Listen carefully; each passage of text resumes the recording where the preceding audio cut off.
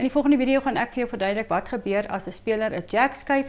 So daar is baie spelers wat dink die opponente span kan nou 'n aantal balle claim.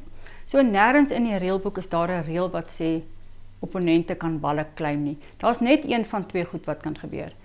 Die opponente span moet die jack terugsit waar hulle dink hy was, of as hulle nie weet waar die jack was nie, kan die kop dood verklaar word. So kom ek noem vir julle 'n eenvoudige voorbeeld. Ons het die naweek ID proewe gespeel. Ek het nommer 2 gespeel in 'n trips game. Ek is nie gewoond aan daai posisie nie. So ek moes vir die skip wys waar om te rol en ek het vorentoe getree en vir haar gewys hy moet hier inkom. Ek het vir haar gewys ons het 4 skote. As hy intrek dan kan ons 5 skote lê. En met die terugtreë, toe skop ek aan die jack en ek skop die jack by die baan uit. So die opponente span kan nou die spanmaat, my spanmaat, kan die jack sit waar sy dink hy was.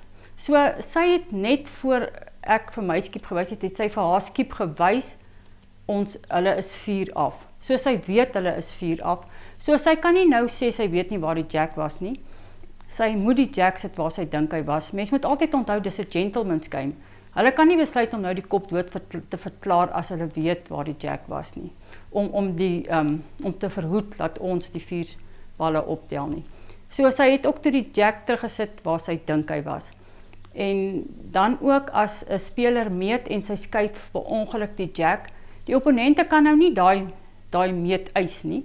Die opponente kan net die jack terugsit waar hulle dink hy was. Dan as 'n skeieregter meet en sy skuif per ongeluk die jack, dan sit sy die jack terug waar hy was.